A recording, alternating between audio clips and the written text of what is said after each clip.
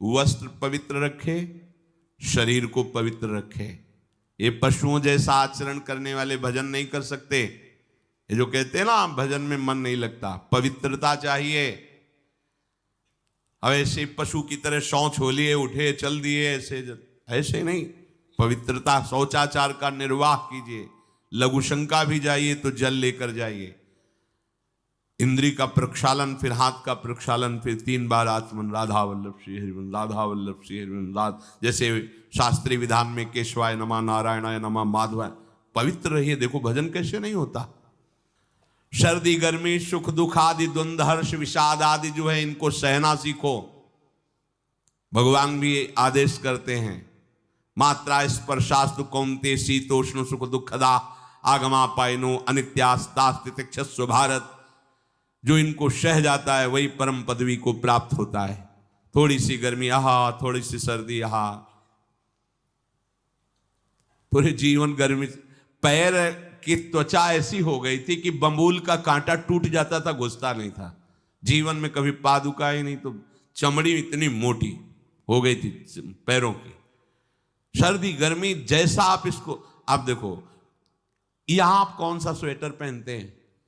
जीवन में कभी नहीं। सर्दी में क्या होता है, यहां ये त्वचा नहीं क्या, हमें तो लगता है काफी सुकोमल अन्य अंगों से यहां की त्वचा है, कपोल, नासिका, नेत्र आदि। यहां क्या पहनते हो सर्दी में? क्या बिगड़ जाता है? क्योंकि अभ्यास है, गर्भ के बाद निकलने के बाद यहां कुछ ढका ही नहीं, यहां कुछ नहीं ढका, तो पूरे जीवन ढकने की जरूरत नहीं। और अगर पूरे अंगों में न ढका होता तो पूरे जीवन ढकने की जरूरत नहीं। जो जंगल में दिगंबर महापुरुष रहते थे गंगा के किनारे, कितने, तो उनको क्योंकि अभ्यास, और हमने अभ्यास किया कपड़े लत्ते का, तो अभ्यास, हमने अभ्यास किया एसी रूम का, अभ्यास किया गीजर से नहाने का, वो अभ्यास किया 3 काल गंगा स्नान, वो अभ्यास। कुछ फर्क नहीं पड़ा इस जड़ शरीर में। इसको जैसे रखो। तो सहने का अभ्यास, यदि माया से मुक्त होना है तो सहने का अभ्यास रखो। ये जरा में ओह बहुत गर्मी, ये नहीं उपासक। गर्मी है ठीक है, शरीर का धर्म है, तो इंद्री में ताप लग रहा है ठीक है, राधा राधा राधा। आप कहोगे प्रवचन करने से नहीं होता।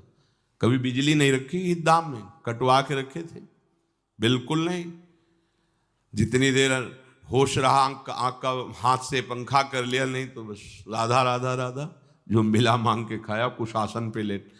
प्रवचन ही केवल नहीं रहे, अब तो जैसे जोई जोई प्यारो करे सोई मोहि भावे। नहीं, जानबूझ करके अपने शरीर को अधीन नहीं करना चाहिए। सुविधाओं की अधीनता, तुम भोगता नहीं, सुविधाएं तुम्हें भोग रही हैं। जितना तुम सुविधा भोगी बन जाओगे उतना तुम कमजोर हो जाओगे।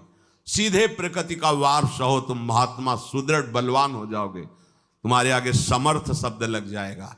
जो प्रकृति के और विकारों के वेगों को सीधे सहता है उसे महात्मा कहते हैं। समहात्मा सुदुर्लभा यम ही न व्यत्यंतेते पुरुषम पुरुषर्षभ सुख दुख समा। जिसका सुख दुख समान भाव, किसी भी वेग की व्यथा से हृदय व्याकुल नहीं होता, वो भगवान को प्राप्त करने का अधिकार प्राप्त कर लेता है। इसलिए सहनशीलता। सर्वत्रात्मनेश्वरान वीक्षाम कैवल्य मनिकेतताम विवक्त चीर वसनम संतोषम एन केनचित। ये ध्यान रखो कि तुम कभी प्रभु से अलग नहीं हो। सर्वत्र भगवान हैं तो यहां भी हैं, सब समय में हैं तो इस समय में भी हैं, सब में हैं तो हम में भी हैं, सबके हैं तो हमारे भी हैं। हम कभी भी प्रभु से बिलग नहीं हूं। एकांत सेवन तुम्हारा स्वभाव बन जाना चाहिए। चाहे जो हो, थोड़े समय के लिए तो एकांत बैठो। एकांत मिला तो मोबाइल का संग कर लिया, एकांत मिला तो मित्र बना लिए, बैठ के प्रपंच वार्ता कर रहे हो। नहीं, अगर भगवत प्राप्ति करनी, माया मुक्त होना है तो एकांत एकांत ही होना चाहिए। भले 100 लोग हैं, हमारा किसी से कोई संबंध नहीं, और हम बैठे हैं अपने आराध्य देव के चिंतन में, हम एकांत हैं। और गुफा में बैठे हैं, शरीर एकांत है, मन से चिंतन संसार का हो रहा है, प्रपंच में है, एकांत में नहीं है। एकांत शब्द का अर्थ समझना चाहिए। हम एकांत को सीधे गुफा या कहीं एकांत ऐसे, एकांत का अर्थ है एक के सिवा दूसरा कोई नहीं, अर्थात एकमात्र भगवत चिंतन में डूबा हुआ उपासक। बाजार में बैठा हुआ भी एकांत है, सभा में बैठा हुआ एकांत है, और प्रपंच का चिंतन करने वाला बंद कमरे में भी प्रपंची है, गुफा में भी प्रपंची है। जहां आप रह रहे हो उसे ये मेरा घर है ऐसी भावना का त्याग कर दे। अनिकेत ये भगवान का दिया हुआ वास स्थान है, कुछ समय के लिए इसमें शरीर निर्वाह कर रहे हैं, ये भी छूटेगा और ये भी छूटेगा। जैसे स्टेशन में बैठा आदमी आराम से, पर वो बैठा इंतजार कर रहा है कि कब हमारी गाड़ी आवे और उस पर हम यात्रा करें। बस ऐसा ही कुछ स्टेशन जैसा विश्राम है, कब मृत्यु आवे, शरीर छूटे, हम प्रिया प्रीतम को प्राप्त हो। ये न मेरा था, न मेरा है, न मेरा रहेगा। ये न मेरा था, न मेरा है, न मेरा रहेगा। गृहस्थ हो तो पवित्र वस्त्र पहने, और त्यागी हो तो जैसे मिल जाए भगवत कृपा से वैसे वस्त्र पहने। प्रारब्ध के अनुसार तुम्हें जैसी व्यवस्था मिली उसमें संतोष करना सीखो, मांग मत रखो। प्रभु की प्राप्ति के लिए खास बात ध्यान रखनी है, अपनी उपासना में दृढ़ श्रद्धा रखो और सर्वश्रेष्ठ भाव रखो, पर दूसरे किसी की भी निंदा न करो। अगर किसी की भी निंदा करोगे तो फिर माया तुम्हें मुक्त होने नहीं देगी। मन को, वाणी को, शरीर को संयम में रखो, अर्थात भगवत भजन, भगवत वार्ता और मौन।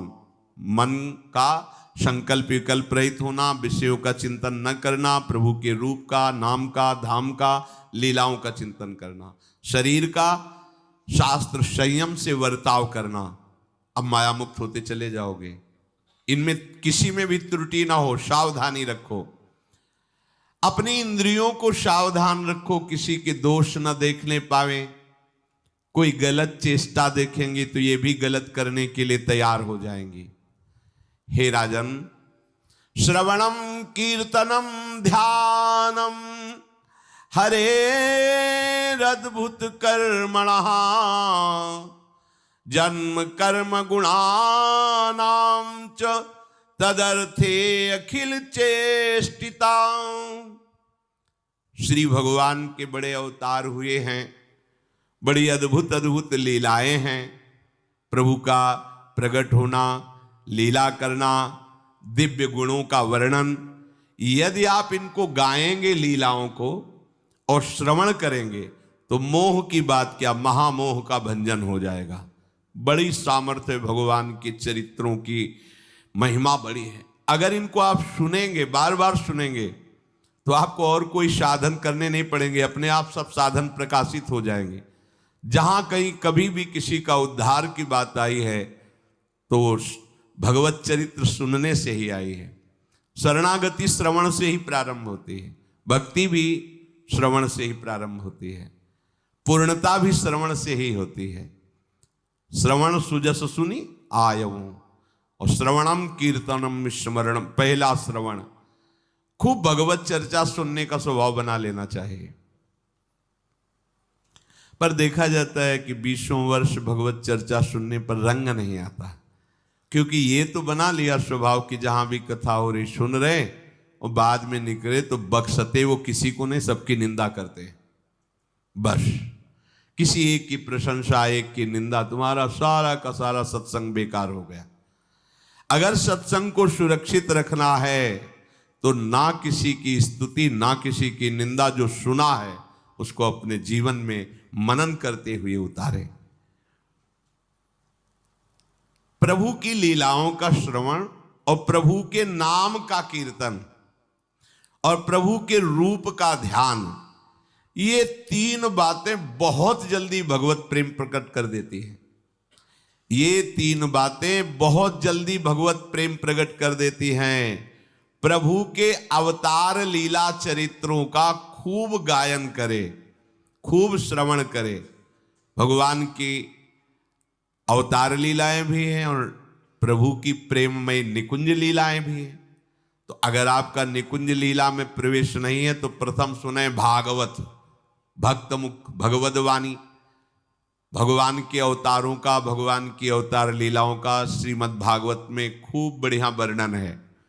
पढ़ो, सुनो, क्या होगा इससे? मोह का नाश हो जाएगा। दूसरी बात, नाम कीर्तन, ये तो महान अमृत है। बिल्कुल विश्वास कर लो, नाम कीर्तन अमृत है। ताली बजा के, मंजीरा बजा के, ढोल बजा करके, नाच करके, जैसे बने, अकेले, चार लोग, जैसे बने, नाम संकीर्तनम यस्य सर्व पाप प्रणाशनम। देखो, भगवत चर्चा ने महामोह का नाश कर दिया और भगवान नाम कीर्तन ने सब पापों का नाश कर दिया। नाम संकीर्तनम यस्य सर्व पाप, सर्व, पीछे बीच में जो भी जमा संचित क्रिम, सबको भस्म करने की सामर्थ्य नाम कीर्तन। ये जो राधा राधा आप बोलते हैं, बहुत अमृत है, बहुत अमृत। और प्रभु के रूप का ध्यान, ये तीन बातें बहुत जल्दी माया मुक्त कर देंगे, आपको भगवत प्राप्ति करा देंगे। प्रभु के रूप के ध्यान के लिए ही दिव्य श्यामा श्याम ने बिहारी जी का रूप धारण किया। ये किसी मूर्तिकार की रचना नहीं है। श्री राधा रमण जी सरकार, राधा वल्लभ लाल जी महाराज, श्री बांके बिहारी लाल जी महाराज, ये साक्षात प्रगट ठाकुर है। प्रिया प्रीतम हमारी दृष्टि में सामर्थ्य नहीं कि देख सके, वो तो हरिवंश नेत्रों से देखे जाते हैं। निकष कुंज ठाड़े भये भुजा परस्पर अंश, श्री राधा वल्लभ मुख कमल निरख नयन हरिवंश। हरिवंश नेत्र प्रकट हो जाएंगे, आश्रित जन हो, चिंता की बात नहीं। पर ये जो रूप प्रकट है, इसके ध्यान में तो तुम्हें कोई श्रम नहीं करना। बिहारी जी महाराज, राधा वल्लभ जी महाराज, राधा रमण जी महाराज, भर नेत्र देखो और अपने नेत्र के कैमरा से खींच लो फोटो। अब आप फिर जिधर देखो उधर वैसे ही खड़े नजर आ रहे, वैसे मुस्कुराते हुए दिखाई दे हर समय। और ये आदेश कर रहे हरिवंश महाप्रभु, सब सोहित निष्कामति, श्री वृंदावन विश्राम, श्री राधा वल्लभ लाल को हृदय ध्यान, मुख नाम। राधा वल्लभ लाल का ध्यान करो और राधा वल्लभ श्री हरिवंश बोलो तो तुम्हारी मति निष्काम हो जाएगी, तुम्हें अखंड वृंदावन वास मिल जाएगा। प्यारी जो प्यारे जो तुम्हें प्यारे लगने